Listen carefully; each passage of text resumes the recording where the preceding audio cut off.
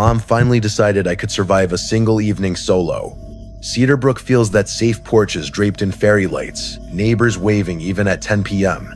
My older sister Emma was away at volleyball camp, so no backup. Grandma's arthritis benched her from babysitting. Dad and Mom still in their early 30s, addicted to weekend salsa nights, left at 6 sharp, Dad's SUV rumbling into the sunset. They left me. One laminated checklist on the fridge. A $20 bill plus 4 singles for dinner. And the same reminder they drilled for years. Lock first, talk second. Order from Romano's Pizza, 3 blocks, Mom said, jangling car keys. Tip $4, wrap leftovers in foil. She blew a kiss. Taillights winked goodbye. Freedom smelled like warm plastic. I slid our clunky CRT into the den, snapped 007, Nightfire into my scuffed PlayStation 2, and let its menu theme fill the hush. Aircon whirred, ceiling, fan blades ticked. At 7 to 4, 2 p.m., I phoned Romano's large pepperoni, extra sauce, 20 minutes or less. While waiting, I switched discs to Agent Under Fire. My thumbs memorized every combo, stress melted. The brass bell ding-donged at 8, 041 crisp chime that jostled the oval stained glass. I opened the solid oak, but kept the brass security chain slotted. Porch light painted a delivery guy about 35. Lanky, beard ragged like moss, wire, rim glasses, black trucker hat with faded gold stitching. Romano's famous pies. Steam ribboned off the box under his left arm. While counting change, his gaze slid past me down the hallway, examining shadows. Driver raspy. Parents out for the night? Shock prickled my scalp. I forced a shrug. On their way. He grunted, handed over the pizza, but before I latched the chain, he added, voice almost kind. Gets lonely on Juniper Lane after dark. You sure you'll be okay? My pulse thudded.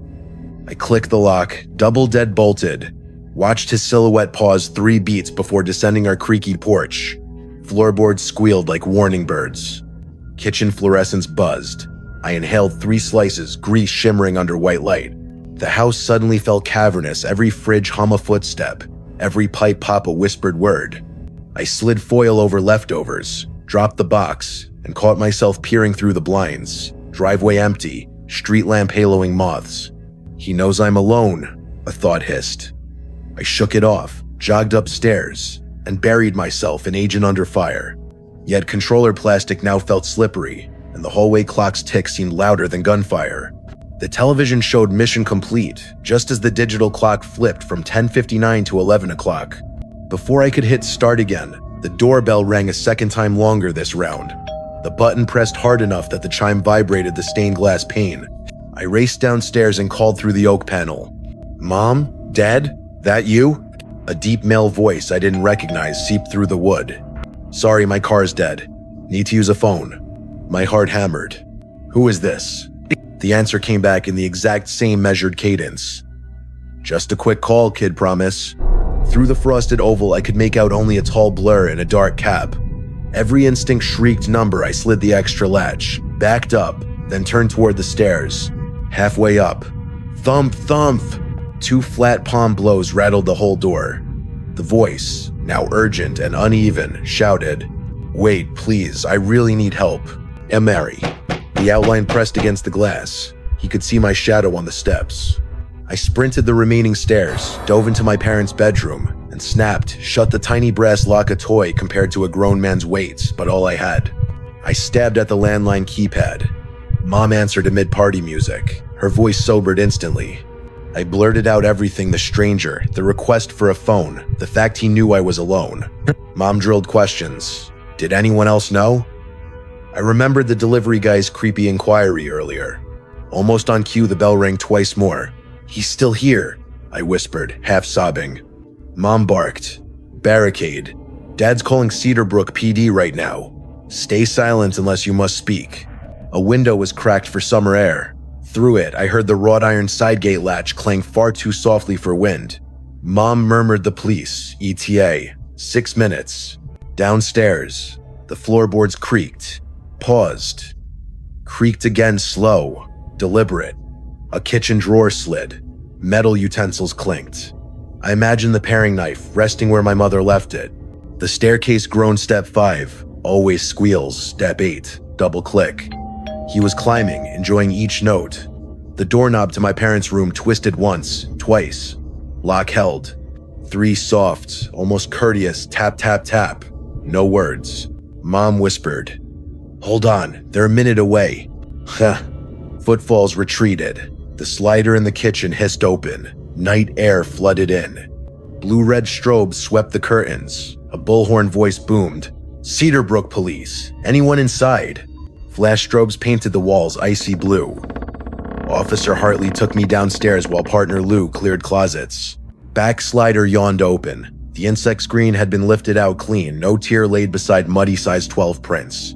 A paring knife was missing from the butcher block, its outline a darker rectangle of dry wood. Hartley's notebook rustled. Tall, ragged beard, wire rims, black Romano's cap. I nodded.